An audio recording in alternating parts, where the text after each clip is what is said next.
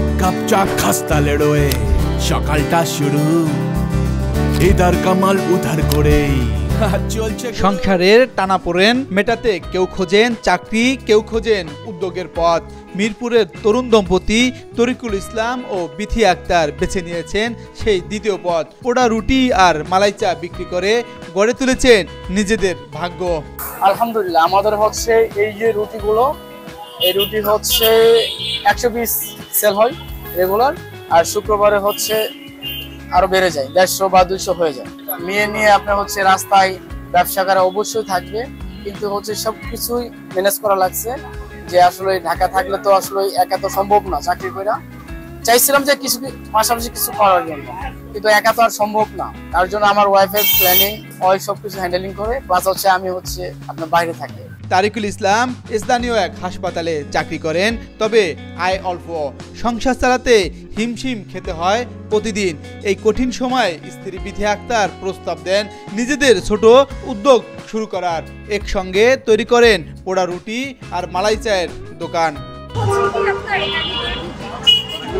পরে হচ্ছে কি পুরানোর পর রুটি 7টা বাড়ে, আর আমাদের এখানে এক কাপ চার সাথে মালাই চার সাথে অনেক কাস্টমার আছে 4টা 5টা করে ব্রেড খায়।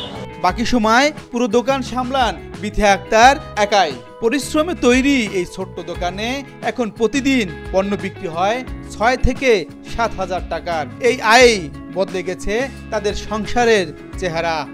আসলে টেস্ট ভালো ছিল, আমার ফ্রেন্ড সাজেস্ট করেছে যে এটা অনেক ভালো, দেন আফটার দ্যাট আমি ট্রাই করেছি, এটা ভালো ছিল।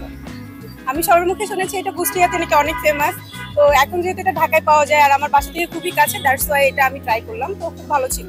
এই জায়গার পোড়া রুটি এবং চাটা অনেক ভালো লাগছে, আর চায়ের কালারটাও দেখতে অনেক সুন্দর ছিল। খাইলাম, খাওয়ার পরে খুবই ভালো লাগছে। আর সব থেকে ভালো লাগছে যে ওনারা অল্প বয়সে দুজন স্বামী স্ত্রী দুজন একসঙ্গে বসে মানে এই ব্যবসাটা, বিজনেসটা শুরু করেছে। মানুষের কটূক্তি উপেক্ষা করে তারা আজ হয়েছেন আত্মনির্ভর। তাদের দোকানেই এখন ভিড় জমে সকাল বিকাল। চায়ের ঘ্রাণ আর পোড়া রুটির গন্ধে ভরপুর থাকে দোকান জুড়ে ব্যস্ততা আর হাসি। সততা, পরিশ্রম আর ভালোবাসা, এই 3 গুণেই মিরপুরের এই নবদম্পতি প্রমাণ করেছেন কাজ ছোট নয়, মন ছোট হলেই তবেই সমস্যা।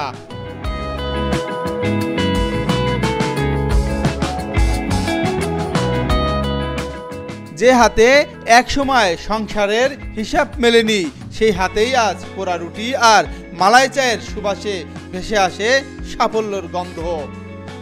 জসিমউদ্দিন জয়, এশিয়ান টেলিভিশন, ঢাকা।